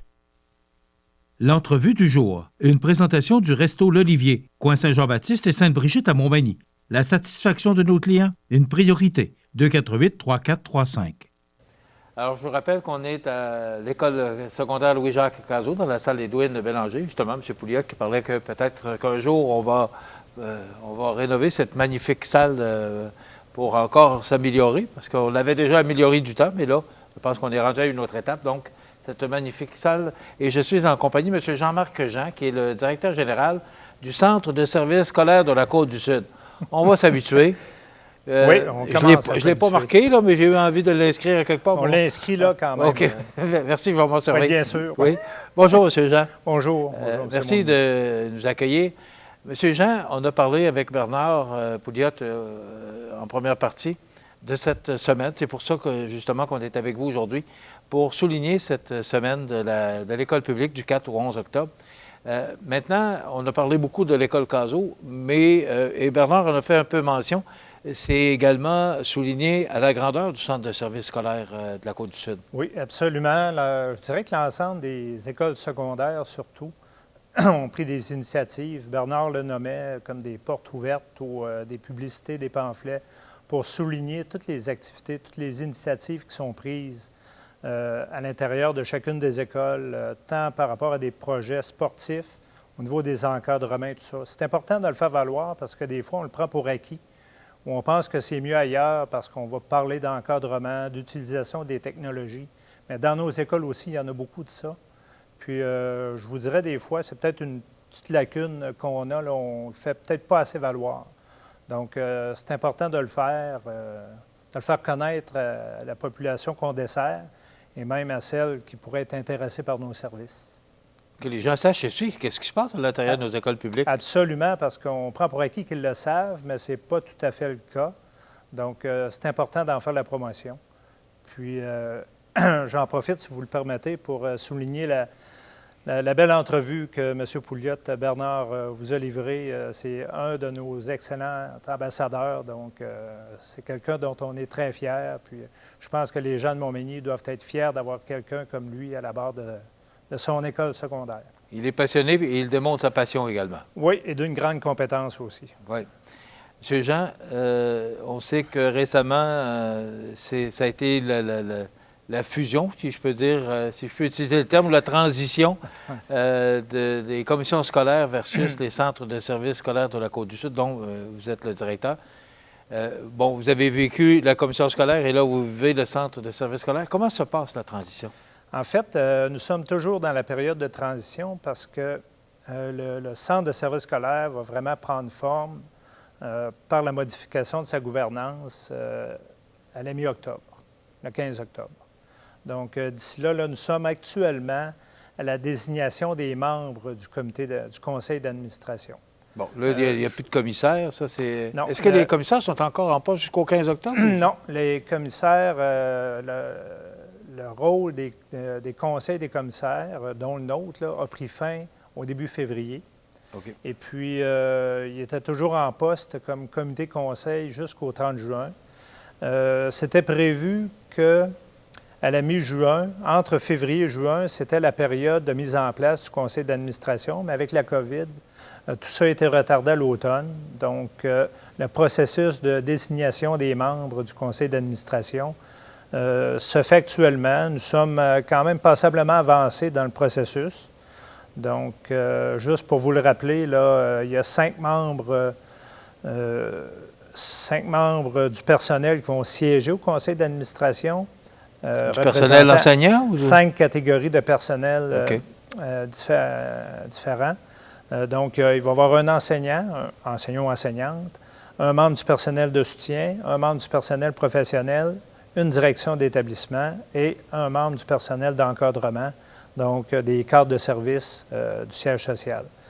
À ça va s'ajouter 5 parents, un parent représentant chacun des districts du centre de service.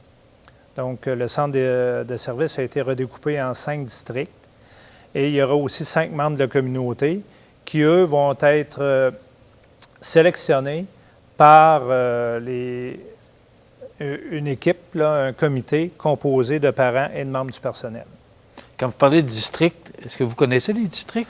Les districts, bon, il y a le district, il y a la MRC de Lillet qui forme un district. Ici, ce qu'on appelle le pôle 4, la région de Montmagny, est un autre district. Il y a un district au secteur nord de Bellechasse. Et puis, il y a le district aussi dans le secteur sud de Bellechasse avec le sud de Montmagny. OK. Donc, toutes les régions sont vraiment bien représentées? Oui. Puis, c'est pas égal en termes de nombre d'élèves, mais c'est quand même une représentation relativement proportionnelle du nombre d'élèves. Et aussi, il fallait quand même représenter l'ensemble de la diversité du territoire, parce qu'il y a quand même des enjeux différents, qu'on soit au nord du territoire, sur le bord du fleuve, ou au sud, par rapport aux petits milieux, ou dans Bellechasse, ou Lillet. Donc, il fallait prendre toutes ces considérations-là en jeu. Et puis, c'est à partir de ça que les 5 districts ont été définis. Puis, le choix des 5 districts, on a fait des propositions au comité de parents, puis c'est le comité de parents de la commission scolaire à l'époque, au printemps, qui a accepté qui a décidé de cette redistribution-là. Est-ce que la communauté est derrière vous avec ce changement? Parce que c'est quand même un changement majeur. Oui, je peux pas vous dire si la communauté est derrière nous, mais quand même... Mais je vois qu'il y a beaucoup de gens qui s'impliquent là, avec le nombre de personnes que vous nommez, là, quand même. Bon, là-dessus, je vous dirais, en théorie, oui, mais on n'a quand même pas eu tant de candidatures que ça. On va être honnête, là. On ne fera pas croire que ça a fait la file, là. C'était pas le cas. C'était pas le cas, mais on a quand même des candidatures pour l'ensemble des sièges de la communauté, entre autres. Mais je pense que les gens de la communauté, là, si je sors du rôle du CA, là, les gens de la communauté sont quand même derrière nous, puis il y a un grand intérêt pour la chose éducative, là, pour notre mission éducative. Ça, c'est le cas. Puis là, je fais peut-être un petit détour, mais quand on parle de la mise en place du conseil d'administration ou de la transition commission scolaire centre de service, on est appelé davantage, moi comme directeur général, à collaborer avec les différentes MRC qui sont sur le territoire. Donc, ça, c'est un article, il y a des articles de loi qui le précisent, là. Donc, il faudra travailler vraiment en collaboration avec la communauté. Donc, ce que je veux dire, au fond, c'est si jamais, des fois, il y a une partie de la communauté qui n'est pas là, bien, il faut aller y chercher. La première année, parce qu'on est en plein dedans, là. Vous la voyez comment, cette première année-là, même si vous l'avez déjà commencé, vous avez sûrement des objectifs, vous avez une vision pour cette première année-là. Vous la voyez comment? Vraiment une période d'adaptation parce que ça va être, pour la plupart, ça va être des nouvelles personnes avec une nouvelle combinaison. Là, les commissaires étaient des représentants des personnes élues par la population qui couvraient l'ensemble du territoire. Là, on a des représentants des membres du personnel, pas représentants, excusez, des membres désignés siégeant comme membres du personnel. On a des membres de la communauté, des parents, peu importe ces gens-là d'où ils viennent. Donc, il va falloir travailler avec une autre combinaison Une autre façon de voir les choses. Une autre façon de voir les choses. S'approprier aussi les mandats parce que juste par rapport au nombre de rencontres, ça change. On avait quand même 20 rencontres avec le conseil des commissaires.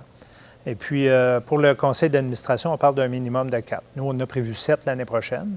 Ça veut dire que les enjeux, les dossiers à traiter vont être quand même différents de ce qu'on traitait habituellement au conseil des commissaires. En quelques secondes, vous voyez ça positivement, ce changement-là? La question elle peut être embêtante à répondre. C'est pas l'objectif. Ça ressemble à... C'est un peu comme si ta blonde te demande est-ce que j'ai perdu du poids. C'est embêtant de dire oui ou non. Là. Oui. Mais pour notre région, il y a des choses, oui. Il faut tirer du positif. Il y a des opportunités qui sont là, de par la diversité des membres du nouveau conseil d'administration. Donc, il faudra tirer profit de ça, puis ça va nous permettre d'explorer d'autres avenues, peut-être, qu'on n'aurait pas fait à l'époque. Monsieur Jean-Marc Jean, directeur du Centre de services scolaires de la Côte-du-Sud, merci beaucoup d'avoir été avec nous dans le cadre de cette semaine de l'école publique. Mais on va se trouver d'autres raisons pour se rencontrer prochainement. Je pense qu'il y en a. Oui. on va les trouver, puis on va vous inviter dans notre studio. Parfait, merci beaucoup. Ça me fera plaisir. Monsieur Jean-Marc Jean, directeur du Centre de services scolaires de la Côte-du-Sud. Alors, ça complète. Ouais, ben, t'es rendu là. La fameuse croisée des chemins. Un de ces chemins-là te mène directement où tu veux être. Mais lequel? Une chance que t'as plus de tour dans ton sac. Tu connais les guides en emploi et en formation de Sac à dos. Sac à dos, c'est un service gratuit offert par le Centre de services scolaires de la Côte-du-Sud. Un service personnalisé qui met à ta disposition des guides expérimentés qui t'accompagnent vers ton objectif ultime. Et plus loin encore. Peu importe ton âge et ton bagage, Sac à dos t'équipe pour ton aventure. Sac à dos peut planifier avec toi ton retour à l'école. Jaser de ton changement de carrière, t'accompagner pas à pas pour remplir les longs formulaires d'inscription et te mettre un diplôme en poche en reconnaissant tes compétences. Pas pire, hein? Que tu veuilles entrer sur le marché du travail rapidement ou rencontrer ton objectif à ton rythme, dis-nous où tu veux aller et ton guide Sac à dos va explorer avec toi le chemin le plus efficace pour y arriver. Viens nous rejoindre sur tonsacado.ca.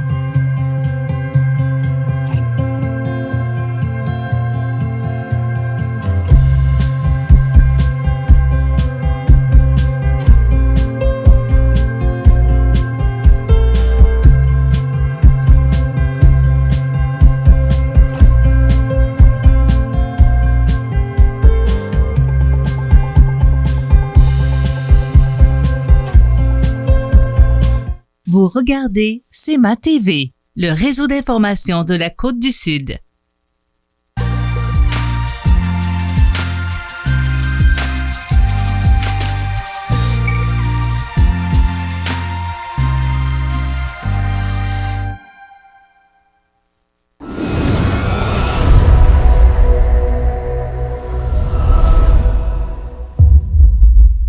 Alors, dans l'actualité de ce mardi 6 octobre, d'abord, vous rappelez qu'il y a 68 nouveaux cas confirmés en Chaudière-Appalaches, mais ça nous concerne moins, parce que c'est plus Lévis, Saint-Georges-de-Beauce, Thetford également. Mais il ne faut pas quand même prendre à la légère. Vous savez qu'on n'est pas à l'abri d'être infectés, nous aussi, mais notre région, les aides-chemins, Montmagny, Lillet, c'est pour ça qu'on est code orange, justement, concernant le fait qu'il y a moins de cas chez nous que partout ailleurs dans le Chaudière-Appalaches, sauf que il ne faut pas prendre ça à la légère parce que c'est toujours, et on en a parlé hier dans le bulletin de nouvelles, là, parce qu'il y a même de la publicité, il y a une campagne publicitaire de la ville de Montmagny qui nous dit là, de faire attention parce que ça pourrait nous arriver aussi. Et on ne veut pas changer de code parce que vous savez, tout ce qui arrive, on a parlé des écoles, tout ce qui se passe actuellement pour les régions qui sont dans la zone rouge. Donc, il faut éviter de tomber dans la zone rouge et voir tout ce qu'on peut faire pour rester dans la zone orange et pourquoi pas tomber dans la zone jaune et la zone verte. C'est possible. Il s'agit juste de faire le nécessaire. Donc, pour notre région, là, pour la MRC de Lillet, on compte 26 cas au total. 20 cas sont guéris, donc ce qui se traduit par 6 cas actifs actuellement. Pour Lillet et pour Montmagny, on dénombre 26 cas au total, 22 guéris, donc 4 cas actuellement. Donc, il faut être très prudent. Nouvelles mesures sanitaires dans les zones rouges. Les citoyens des MRC de Montmagny et de Lillet l'ont échappé belle, mais ça ne veut pas dire que parce qu'on l'a échappé belle, c'est ce que je vous mentionnais, qu'on n'est là, aucun problème pour notre région. Il faut veiller au grain et il faut respecter les consignes. C'est ça qui est important. Le plus important, ce sont les 2 mètres de distanciation physique et, bien sûr, le port du masque. Donc, je pense, et j'affirme, parce que moi, tout ce que je vois, là, particulièrement le port du masque, là, parce que je vais dans différents endroits de la ville, de la région, et les gens sont très respectueux des consignes, ce que moi j'ai vu. Donc, il faut continuer pour s'assurer qu'on ne tombe pas dans la zone rouge, mais bien que par tous les efforts qu'on fait, on pourrait reculer encore d'une zone et tomber dans la zone jaune. Pourquoi pas? Rémi Fauché qui vend ses succursales de monbureau.ca, bureautique Côte-Sud pour être plus précis, là, sur la rue Saint-Jean-Baptiste. Et on comprend M. Fauché qui a vendu parce que, bon, pas de relève. Et c'est, vous savez, c'est le sujet sur toutes les lèvres des entreprises de notre région. La relève entrepreneuriale, on en a parlé beaucoup. Et beaucoup d'entreprises n'ont malheureusement pas la relève entrepreneuriale pour poursuivre les activités et voir est-ce que ça reste auprès des entrepreneurs. Mais moi, ce qui m'inquiète le plus par rapport à cette transaction, c'est que c'est encore une entreprise là, qui est vendue à des gens de l'extérieur. Je comprends M. Fauché et je ne discute pas loin de là sa décision, je le comprends très bien. Cependant, il faut... vous savez, souvent, le gouvernement parle des entreprises, là, des beaux fleurons québécois qui sont vendus, comme Rona, Saint-Hubert, qui vont à des intérêts étrangers. Et bien là, ce sont des gens de l'extérieur qui achètent ces belles entreprises. Donc, il faut comprendre que M. Fauché, c'est un homme d'affaires, un très bon homme d'affaires d'ailleurs, mais il a pris une décision pour l'avenir de son entreprise et aussi pour ses employés, parce que c'est quand même beaucoup d'employés que les 5 entreprises de Rémi Fauché. Donc, voilà. Des bancs publics poétiques à découvrir à Montmagny. Et pour demain, je vous invite à être des nôtres. Chronique culturelle, Christian Noël sera avec nous. Et aussi Monseigneur Pierre Goudreau, qui viendra nous expliquer la lettre encyclique du pape François, Fratelli Tutti. Je vous invite à être là demain. Je vous souhaite une bonne journée. À demain. Vous regardez CEMA TV, le réseau d'information de la Côte-du-Sud. Votre concessionnaire Dodge, Jeep, Chrysler, Ram vous fait penser que l'automne est synonyme de préparation de l'auto pour la saison froide. N'attendez pas la neige, pensez à vous munir de bons pneus d'hiver dès maintenant. Le choix est grand, la Pointe Auto à Montmagny 248-8899. En 1833, un jeune de 20 ans eut une idée. Une petite idée qui allait devenir un grand projet. Aujourd'hui, le rêve d'Ozanam est devenu réalité. Au Québec, depuis 1848, la Société de Saint-Vincent-de-Paul est là pour aider lors des pires catastrophes. Et c'est au quotidien qu'elle fait toute la différence, en donnant nourriture, meubles et vêtements à ceux qui en ont vraiment besoin. Depuis 165 ans.